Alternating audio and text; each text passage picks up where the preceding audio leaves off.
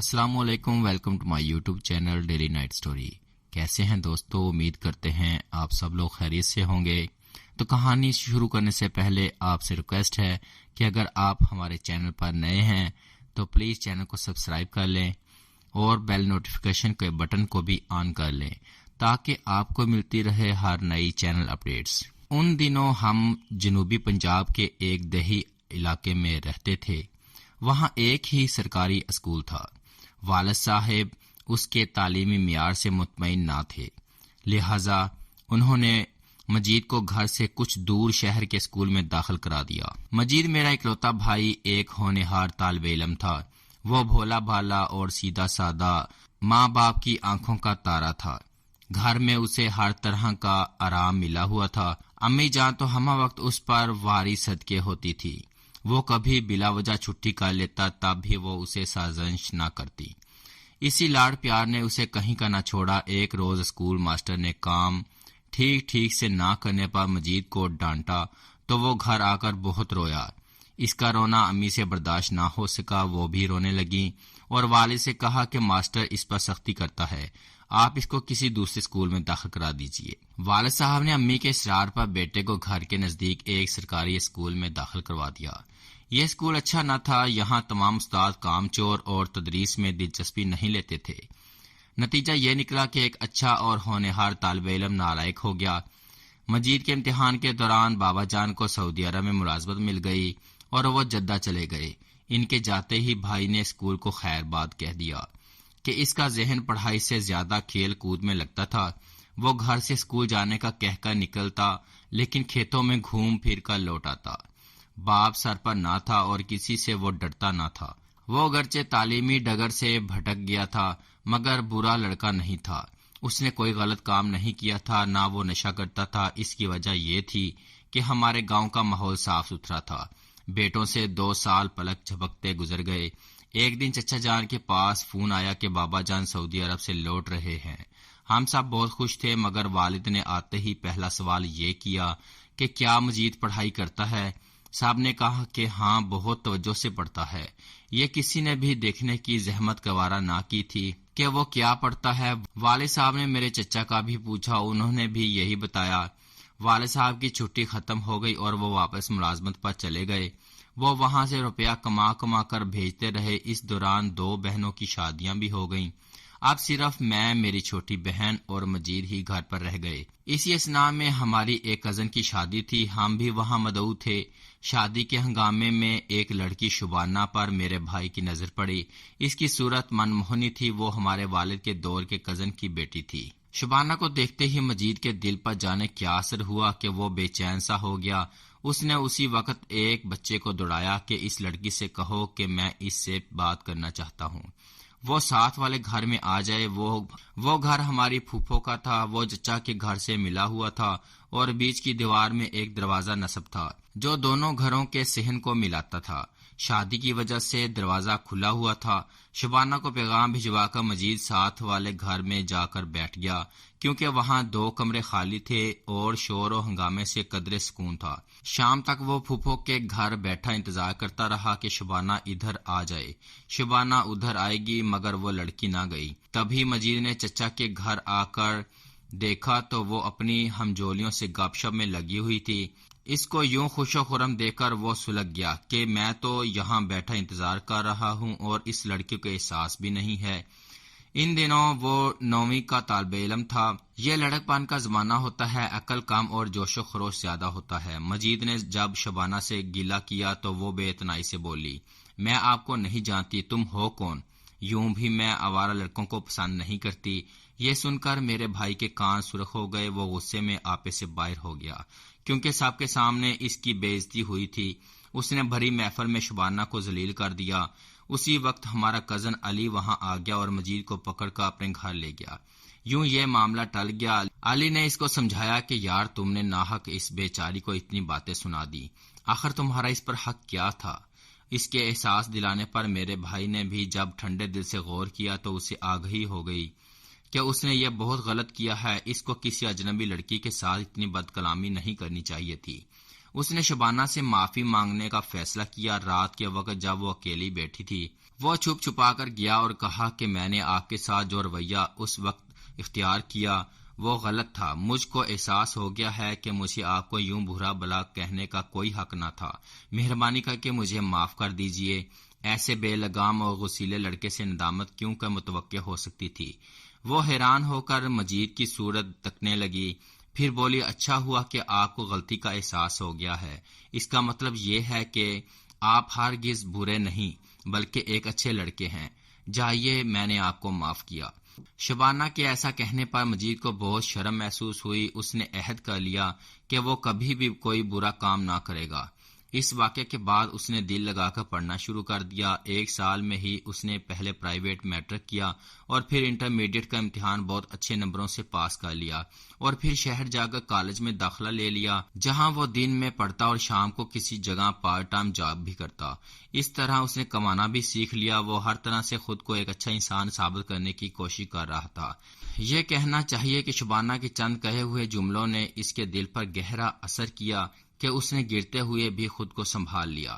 بالآخر مجید نے انجینئرنگ پاس کر لی۔ وہ بہت خوش تھا۔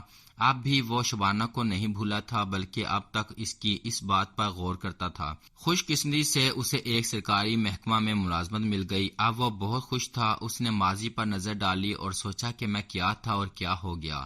ایک لڑکی نے مجھے کیا سے کیا بنا دیا۔ وہ سوچتا تھا کہ اگر وہ شبانہ سے معذرت نہ کرتا تو کیا ہوتا۔ شاید اس میں کام کرنے کی لگن کبھی پیدا نہ ہوتی۔ اگر وہ چند اچھے جملے اس سے نہ کہتی۔ ان معمولی سے چند جملوں نے اس پر تو جادو کا سا اثر کیا تھا۔ اسی کزن کے چھوٹے بھائی کی شادی تھی چچا کے گھر میں، جہاں پہلی بار اسے شبانہ ملی تھی۔ ایک بار پھر سب مہمان شادی والے گھر میں جمع ہو گئے۔ اس بار شبانہ نے خود آگے آ کر مجید سے کلام کیا، اسے مبارکباد دی اور کہا کہ میں اب خود تم سے ملنا چاہتی تھی۔ جب لوگ تمہاری تعریفیں کرتے ہیں تو مجھے بہت بڑی خوشی ہوتی ہے۔ اب سوچتی ہوں کہ تم کتنے اچھے ہو۔ میں نے تم کو غلط سمجھا۔ وہ کہہ رہی تھی کہ تم ایک اچھے انسان ہو۔ تم نے محنت کی اور اپنا مقام بنا لیا۔ اگر تم محنت نہ کرتے اور بھٹک جاتے تو تمہیں اپنی منزل کبھی نہ ملتی۔ اس پر مجید گویا ہوا۔ منزل ابھی نہیں ملی، ابھی بہت دور ہے۔ وہ کہنے لگی، دور نہیں ہے، مل جائے گی، مگر حوصلے سے کام لینا ہوگا۔ یہ ایک اشارہ تھا جسے مجید نے سمجھا اور انجانی کیفیات میں ڈوب گیا۔ اس نے ارادہ کر لیا کہ وہ اپنے اور شبانہ کے جذبات سے گھر والوں کو ضرور آگاہ کرے گا۔ ان ہی دنوں والد صاحب وطن لوٹ آئے۔ انہوں نے گھر کے حالات کا جائزہ لیا اور مجید کی ترقی سے بہت خوش ہوئے۔ اب وہ ایک تعلیم یافتہ اور برسر روزگار نوجوان تھا۔ والد نے فخر سے اسے گلے لگا لیا۔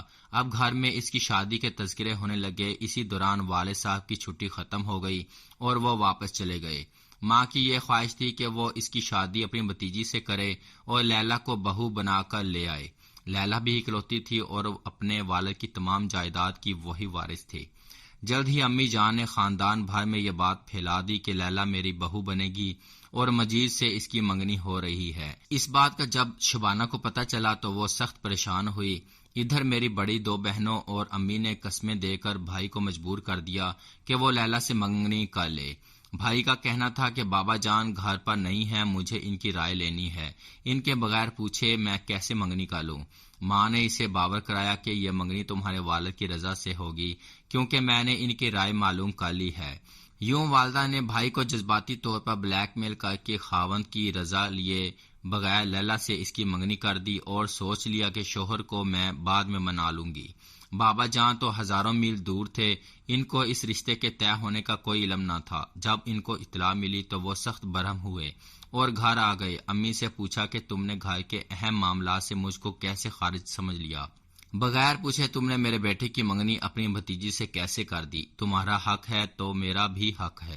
اب میرا بیٹا یہ شادی نہیں کرے گا۔ میاں بیوی کا یہ تنازع انا کا مسئلہ بن گیا اور امی روٹھ کر اپنے بھائی کے گھر چلی گئی۔ ادھر والد صاحب نے خاندان بھر میں اعلان کر دیا کہ منجید کی منگنی ختم ہو گئی ہے۔ جب یہ خبر شبانہ کے کانوں نے سنی، اس کے تن مردہ میں جان آ گئی۔ اس کے خواب ایک بار پھر اس کی آنکھوں میں چمکنے لگے۔ اسی دوران اس کا ایک اچھا رشتہ آیا مگر اس نے انکار کر دیا۔ اس سے مجید کی ہمت بڑھی اور اس نے گھر میں کہہ دیا کہ میں شبانہ کے سوا کسی اور سے شادی نہیں کروں گا۔ تینوں بہنیں ماں کی طرف تھیں جبکہ والد صاحب بیٹے کی طرف۔ بے شک مجید باپ کی حمایت پا کر خوش تھا، لیکن وہ ماں کے گھر سے چلے جانے پر افسردہ بھی بہت تھا۔ ماں پھر ماں ہوتی ہے، بھلا ماں کو خفا کر کے کون خوش رہ سکتا ہے؟ میں تو مجید کے ساتھ تھی، اپنے پریشان بھائی کو تسلی دیتی تھی کہ تم امی کو منا کر لاؤ اور باتیں بعد میں دیکھی جائیں گی، کیونکہ بابا جان تو اب ان کو منانے نہیں جائیں گے، تم ہی جاؤ گے۔ ہم دونوں بہن بھائی ماموں کے گھر گئے اور انہیں منا کر گھر لے آئے۔ یہ فیصلہ ہوا کہ مجید نہ تو ماں کی پسند سے شادی کرے گا اور نہ باپ کی پسند سے۔ کچھ دن خاموشی رہی، پھر بھائی نے والدین کو اپنی پسند سے آگاہ کرتے ہوئے کہہ دیا کہ شادی وہ شبانہ سے کرے گا ورنہ گھر سے چلا جائے گا۔ بیٹے کی محبت دیکھ کر والدین راضی ہو گئے، یوں اس کی شادی میرے بھائی سے ہو گئی۔ قصہ یہاں ختم ہو جانا چاہیے تھا، لیکن ایسا نہیں ہوا، کیونکہ اس شادی پر تمام خاندان والے ناخوش تھے، خاص طور پر تمام ننیال ناراض تھے۔ وہ امی سے کہتے کہ منگنی کر کے توڑ لی، اب اس بہو کو چلتا کرو، کیا تمہارا دماغ خراب ہے کہ ایسی بہو لے آئی ہو جس کو اس کے والدین نے جہیز تک نہیں دیا؟ ماں ان سے کہتی کہ کیا کروں، جب میرا لڑکا اپنی بیوی کو اس قدر چاہتا ہے تو میں کچھ نہیں کر سکتی۔ اس پر رشتہ دار عورتوں نے ان کو اکسایا کہ تم بہو کے بارے بیٹے کے دل میں برائی ڈالو تاکہ اس کا دل بیوی سے اچاٹ ہو جائے، یوں تم اس کو طلاق دلوا کر اپنی بھتیجی لا سکتی ہو۔ امی نے ایسا نہ کیا، مگر جب بھابھیوں نے بہت کان کھائے تو رفتہ رفتہ ان بدخواہ عورتوں کا اثر قبول کر لیا اور بیٹے سے بے اعتنائی برتنی شروع کر دی۔ امی نے بہو پر کوئی برا الزام تو نہ لگایا، لیکن میری بڑی بہنوں نے یہ کیا کہ پہلے شبانہ کا دل اپنی مٹھی میں لے لیا، پھر ان کے دل میں بھائی کی طرف سے کچھ ایسی غلط فہمیاں پیدا کر دی کہ اس سادہ لڑکی نے نندوں کی کہی باتوں پر یقین کرنا شروع کر دیا۔ اب جب بھی مجید گھر آتا بیوی اسے اکھڑتی ملتی، وہ سبب پوچھتا تو شبانہ کچھ نہ بتاتی کہ نندوں نے قسم دی تھی کہ ہمارا مت بتانا۔ امی کے سامنے یہ سب ہو رہا تھا، انہوں نے بھی بھتیجی کی منگنی ٹوٹنے کے دکھ کو دل سے فراموش نہ کیا تھا، تب بھی ایک مجرمانہ چپ سادھے رکھتی تھی۔ اب شبانہ تو نندوں سے گھلی ملی رہتی، مگر اپنے شوہر سے اس کی بے رخی بڑھتی جاتی تھی، جس کی وجہ مجید بھائی سمجھ نہ پائے تھے اور پریشان رہنے لگے۔ وجہ معلوم ہوا تو انسان کچھ نہ کچھ تدراک کر لیتا ہے، لیکن یہاں تو عجیب معاملہ تھا کہ بیوی کچھ بتاتی بھی نہیں تھی اور کٹی بھی رہتی تھی۔ اس صورتحال سے میرا بھائی تنگ آ گیا، اس کا اپنی بیوی سے بلا وجہ جھگڑا رہنے لگا۔ بھائی کو احساس ہونے لگا کہ شبانہ اس پر شک کرتی ہے، وہ بہت حیران تھا کہ آخر اسے کیا ہو گیا ہے۔ شبانہ کبھی بھائی کے کپڑے سونگتی، کبھی تیکھے تھنکے سوال داغنے لگتی، بھائی بس اس کا منہ ہی تکتا رہ جاتا تھا۔ ایک دن بھابھی ان کو بتائے بغیر ہی میکے چلی گئی۔ کچھ دن سے وہ سخت بیزار نظر آتی تھی۔ وہ شبانہ کو منانے گئے، ہاتھ جوڑے، قسمیں دی، مگر اس بندی نے کوئی جواب نہ دیا۔ بالآخر بلی تھیلے سے باہر آ ہی گئی۔ ایک دن مجید بھائی کے دوست کی بیوی رخسانہ، جو میری بھی سہیلی تھی، ان کے آفس گئی اور ان سے پوچھا، مجید بھائی سچ بتائیے کہ آپ کی زندگی میں کون سی دوسری لڑکی آ گئی ہے اور شبانہ میں آخر کیا کمی ہے؟ اس پر کیوں سوتن لا رہے ہیں؟ اس کا قصور کیا ہے؟ وہ حیران رہ گئے کہ یہ کیا کہہ رہی ہیں۔ بھائی نے کہا، رخسانہ بھابھی، یہ آپ سے کس نے کہا؟ میں تو اپنی بیوی کے سوا کسی سے محبت نہیں کرتا۔ یہ کس نے غلط فہمیاں پھیلائی ہیں؟ اگر شبانہ کو کسی نے بہکایا تھا تو مجھ سے تو کچھ پوچھتی، وہ کبھی آپ سے کچھ پوچھے گی اور نہ کبھی بتائے گی، کیونکہ آپ کی بڑی بہنوں نے اسے قسم دے رکھی ہے اور یہ سب غلط فہمیاں انہی کی پھیلائی ہوئی ہیں۔ مجھے بھی رابعہ نے یہ سب بتا کر آپ کے پاس بھیجا ہے، کیونکہ وہ امی سے ڈرتی ہے، آپ کو کچھ نہیں بتا سکتی اور بڑی بہنوں سے بھی۔ شبانہ کو وہی باور کراتی ہے کہ کسی ناصرہ نامی لڑکی سے مجید کا تعلق ہے، اس کے ساتھ وہ ہوٹل وغیرہ جا کر کھانا کھاتے ہیں۔ آپ کی بہنوں نے یہاں تک شبانہ سے کہا ہے کہ لگتا ہے ہمارا بھائی تمہیں چھوڑ کر ناصرہ سے شادی کر لے گا۔ مجید نے حیران ہو کر یہ ساری باتیں سنی، یقین ہی نہیں آتا تھا کہ اس کی بہنیں ایسی ہو سکتی ہیں جو اس کی اچھی بھلی خوش و خرم زندگی کو تباہ کرنے پر تلی ہوئی تھی۔ بھائی نے کہا کہ شکریہ رخسانہ بھابھی، آپ آفس تک آ گئیں اور میرا گھر بچا لیا ہے۔ دراصل رخسانہ کو میں نے ہی مجبور کر کے بھائی کے پاس بھیجا تھا، مگر منع کر دیا تھا کہ میرا مت بتانا ورنہ امی مجھ کو نہ بخشیں گی۔ مجید نے کہا، رخسانہ بھابھی، میں تو اسے آزاد کر دینے کی بات سوچنے لگا تھا، سمجھ رہا تھا کہ اس نے جذبات میں آ کر مجھ سے شادی کی ہے۔ اگر عورت کو غلط فہمی ہو سکتی ہے تو مرد کو بھی تو ہو سکتی ہے۔ جب عورت بغیر وجہ بتائے عرصے تک اپنے شوہر سے بے رخی اختیار کر لے، میں تو آفس کے کام کی زیادتی کے سبب ان دنوں دیر سے گھر پہنچتا تھا۔ گھر آ کر بہنوں کو بلوایا اور ان سے پوچھا۔ بڑی بہنیں تھیں، مجید سے ڈرتی نہ تھی، مگر آج اس کا انداز ایسا تھا کہ سچ نہ بتاتی تو وہ ان دونوں کے شوہروں سے جا کر پوچھ لیتا۔ تاہم مجید نے خود پر قابو رکھا، وہ بہنوئیوں کی طرف نہیں گیا اور سچ بہنوں کے منہ سے ہی اگلوایا۔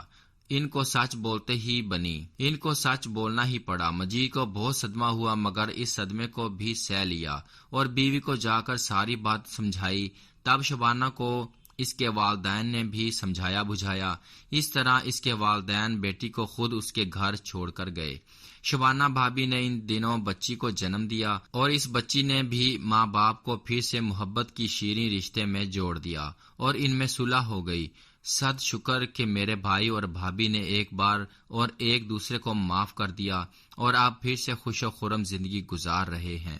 یہ تھی آج کی کہانی۔ امید کرتے ہیں آپ دوستوں کو ضرور پسند آئی ہوگی۔ تو پلیز دوستو اپنا قیمتی فیڈ بیک ضرور دیجیے۔ دعاؤں میں یاد رکھیں، اپنا بہت خیال رکھیں۔ اللہ حافظ۔